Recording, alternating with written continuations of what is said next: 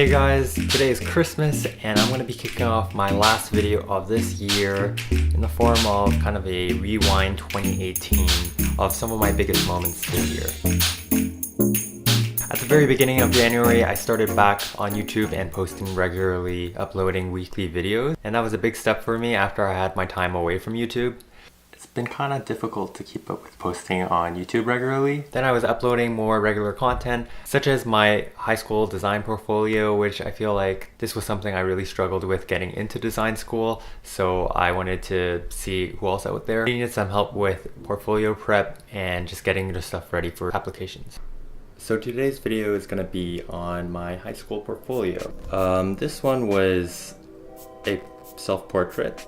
Continuing on into March, this was towards the end of my last term at Ryerson School of Interior Design, and I got my own 3D printer. This was in part because I needed some parts printed for my last project, but being the last month of that semester, school was pretty booked up and I needed to get a lot of pieces printed out quick. So I got a 3D printer and I started playing around with the settings and I really liked it. Guess what, I just got in the mail today. This is my first 3D printer and I am super excited. I've previously used 3D printers before at school and they just always come in handy when I want to prototype something. Then I finished my last day of design school and then I graduated, which was a huge 4-year-long process, which I'm sure you're all aware of. With distinction.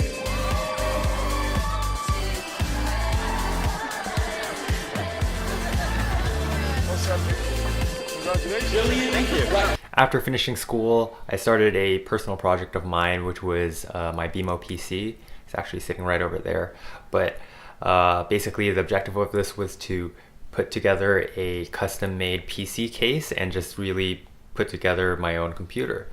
I was upgrading my PC because my laptop from university died and I needed another computer to work on my stuff for. But that project was kind of short-lived because I soon started working 2 months after I finished school, and going into my new job there was kind of a transitional phase, and learning more about the industry I'm in had its own learning curve. When I was working, it became more difficult to make more large-scale projects just because I didn't have as much time as I thought I would and energy. But I continued to work on some of my smaller projects, such as my Canon M5 plate, which I'm using actually right now, as well as this custom kind of LED umbrella light that I was making and I had to learn how to sew for. Moving out of the summer, I actually started my own e-commerce business with the help of some of my friends, and that in itself was another large learning curve. A lot of little things I didn't really know about networking and selling my ideas.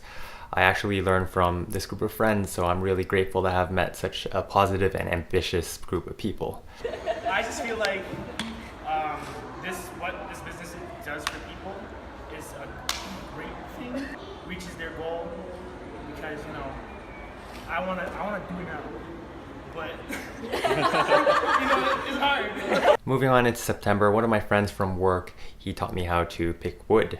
So we went to a lumber yard, and this was my first time actually going to a lumber yard, so it was a cool experience. And he was just telling me about the types of things you should look out for, and I thought it would be great to share that on this channel. Normally with rough lumber, cupping is when the board is distorted across the grain, and bowing is when the board is distorted along the grain. And I also met someone who went to OCAD's environmental design program, which I've been dying to hear from because I've always wanted to know the difference between these two big programs in Toronto, which was OCAD's environmental design and Ryerson School of Interior Design. In the first year of environmental design, we actually had a mandatory drawing courses. Here you draw a map, any map you like, or here's a picture, you can make it out of 3D, but it's only a 2D abstract picture.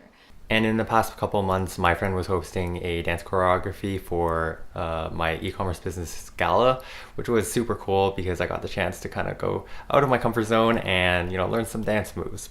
And that actually just finished last week, so that's why I've been kind of absent from YouTube for the past month or so.